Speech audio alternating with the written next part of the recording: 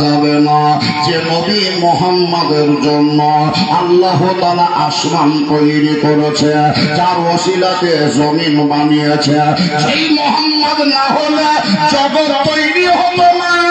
ওই মুহাম্মদ হালিমার বাড়িতে থাকবে আর হালিমার ছাগল বাঘে খাবে। আসমান ফেটে যাওয়া সম্ভব, জমিন ভেঙে যাওয়া সম্ভব, কিন্তু হালিমার ছাগল বাঘে খেয়ে নেওয়া এটা সম্ভব না। ছাগল খাবে বাঘে? চলো তো দেখি। ভাইদের সঙ্গে হলেন নবী, মাঠের মধ্যে পৌঁছে গেলেন। যেই জায়গায় ছাগল চড়ছিল ওই জায়গায় গিয়ে উপস্থিত হলেন।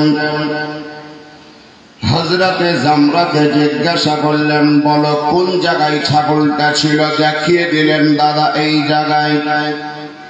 কোন দিক থেকে বাঘটা এসেছিল? বলে এই প্রান্তর থেকে। ছাগলটা নিয়ে গেল কোন প্রান্তে? বলে আবার এই দিকে গিয়েছে। নবী, ওই যুগে যেহেতু মাইক ছিল না, মোবাইলও ছিল না যে ফেসবুকে দিয়ে দেবে, মাইক ছিল না যে মাইকে অ্যানাউন্স করবে। আপনাদের অজগর পাড়ায় ছাগল টাগল বা গরু টরু যদি কাউরির হারিয়ে যায় তো মসজিদে বলা হয় নাকি? মসজিদের মাইকে বলা হয়, মসজিদের মাইকে বলা হয়। এই দেখেন সাকিম দোকানে বলছে হয়, আর আব্দুস সুবহান মোড়ল বলছে হয় না। তার মানে বুঝতে পারছে যে রোগ ধরা পড়ছে, রোগ ধরা পড়ে গেছে।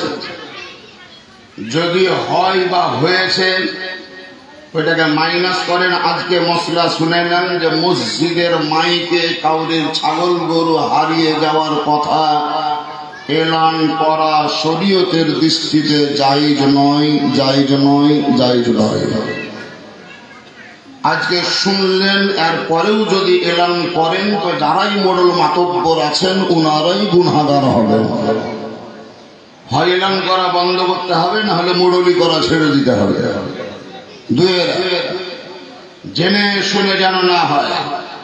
এর পূর্বে হয়তো জানতেন না, আজকে জেনে নিলেন জীবনে জালসায়। মাইক শুধুমাত্র আজান দেওয়ার উদ্দেশ্যে নয়, আজান দেওয়ার জন্য। হ্যাঁ, এমার্জেন্সি গোটা গ্রামের জন্য কোনো বিপদের সংকেত যদি হয় তাহলে আপনি বলতে পারেন হয়তো কোনো এলাকার বিপরীতপন্থী যারা তারা আপনাদের গ্রামে আক্রমণ করতে আসছে। আমরা হয়তো শুয়ে আছি, ঘুমিয়ে আছি, কেউ জানে না আক্রমণ করলে আমাদের মা বোন বেটা বিটি বাপ ভাই যারাই আছি আমাদের প্রতি নির্যাতন হবে। সেই ক্ষেত্রে মুসলমানকে সজাগ করার জন্য আপনি বলতে পারেন।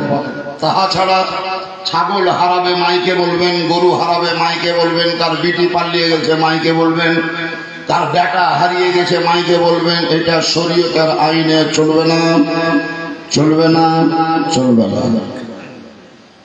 আমাদের নবী আকা মুস্তাফা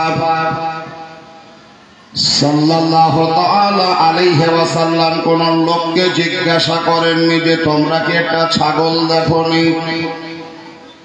জঙ্গলের ভিতরে ঢুকে কোন জায়গায় খুঁজেও বেড়াননি। জঙ্গলের কিনারে একটা উঁচু পাথর, সেই পাথরের উপরে দাঁড়িয়ে গেলেন। নবীর বয়স তখন 3.5 বছর, প্রায় 3.5 বছরের ছেলে কথা বলে না, কথা বলে না। 3.5 বছরের ছেলে মোটামুটি কথা বলে, 4 বছরের ছেলে কথা বলে।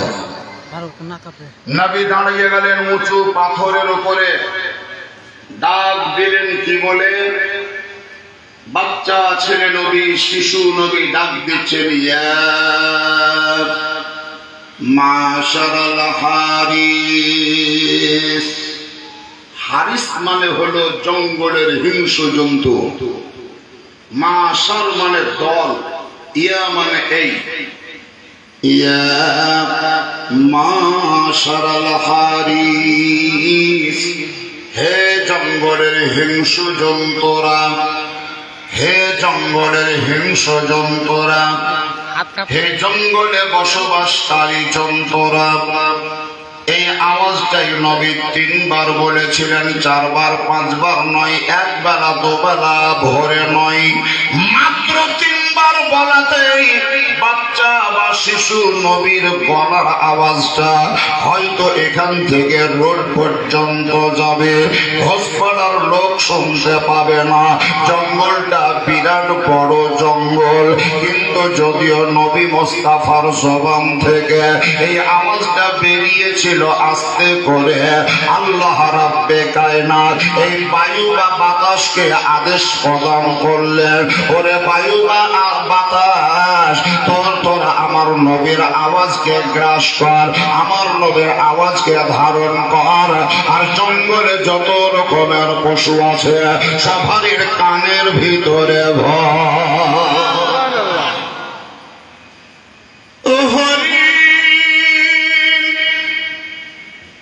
দের মধ্যে যে সরকার সমস্ত হরিণদেরকে ডাক দিয়ে দল বাঁধল, সমস্ত জঙ্গলের হিংস্র পশুদের মধ্যে এই হরিণরা নবীর কাছে হাজির হলো। নবীকে গিয়ে সংবাদ দিয়ে দিল, ইয়া রাসূলুল্লাহ, ইয়া হাবিবাল্লাহ, নবী গো, আপনি আমাদেরকে ডেকেছেন কোন কারণে, কেন, কোন বিষয় নিয়ে আমরা জানি না, তবে আপনার ডাকটা শুনে জঙ্গলে থাকতে পারলাম না, আমরা পানাহার করা বন্ধ করে এই মুহূর্তেই দৌড়ে দৌড়ে চলে এলাম, বলেন কি ব্যাপার? নবী বললেন, ধৈর্য ধারণ করো। আরো যে সমস্ত হিংস্র জন্তুরা ছিল তারাও যেন দলবদ্ধ ভাবে আমার নবীর সামনে হাজির হলো। বাঘেদের দলেদের মিটিং চলতে লাগলো, এবার কি জবাব দিবি? তোকে যে নিষেধ করলাম ছাগল আনিস না, তোকে যে বাধা দিলাম ছাগল আনিস না, এবার যে ডাক হয়ে গেল, এবার নবীর সামনে উপস্থিত হতে হবে। কোন লজ্জায় মুখ দেখাবি, কোন লজ্জায় কথা বলবি? যে বাঘটা নিয়ে গিয়েছিল সে বলছে তোদেরকে ঘাবড়াতে হবে না, তোদেরকে টেনশন নিতে হবে না, তোদেরকে চিন্তা করতে হবে না, আমি নবী মুস্তাফার ছাগল নিয়ে এসেছি। এটা অন্যায় হতে পারে, কিন্তু যেহেতু এখনো খাইনি, ছাগল নষ্ট করিনি, ছাগলের কোনো ক্ষয়ক্ষতি হতে দিইনি, সেহেতু আশা করা যায় নবী রাগ করবেন না, আমাদেরকে ক্ষমা করে দেবে। চল তোর আমার পিছন পিছন চল, আমি আগে আগে যাই। এমন কোন সাধু বাঘ আছে দুনিয়াতে যে ছাগলের বাচ্চা পাবে আর খাবে না? কোন মুহুরান আছে যে মুরগি ধরবে আর খাবে না? কিন্তু সেই যুগে ছিল, হালকা করে মুখে ধরে ছাগলের বাচ্চাটাকে সঙ্গে করে নিয়ে নবী মুস্তাফার নিকটবর্তী হয়ে বাচ্চাটিকে ছেড়ে দিয়ে আগেকার পা দুখানাকে খাড়ো করে জড়ো করে নবীকে সালাম জ্ঞাপন করলো, আসসালাতু ওয়াসসালামু আলাইকা ইয়া রাসূলুল্লাহ, আসসালাতু ওয়াসসালামু আলাইকা ইয়া হাবিবাল্লাহ। নবী গো, অন্যায় করেছে, ভুল করেছে, ক্ষমা করে দেন, এই অন্যায় আর কোনোদিনও হবে না, এই ভুলটা আর কোনোদিন করব না। নবী মুস্তাফা বললেন, বাঘের দলেদেরকে শোন, ছাগলের বাচ্চা তোরা নিয়ে গিয়েছিলি, তবে খাসনি কেন? জবাব দে। বাঘের দলেরা বলছে, হুজুর, আমাদেরকে যদি কিয়ামত পর্যন্ত ভোগ লেগে থাকতো তবুও আপনার বাড়ির ছাগল খেতাম না, নিয়ে গিয়েছি খাবারের জন্য নয়, নিজের ভোগ মেটাবার জন্য নয়, কোথা নিবারণ করার জন্য নয়। আপনি জঙ্গলের ভিতরে আসতেন, আপনি মাঠের মধ্যে আসতেন, ভাইদের মাঝে বসে থাকতেন গো নবী, আমরা জঙ্গলের কিনারায় উকি মেরে মেরে আপনার নুরানি চেহারা দর্শন করতাম।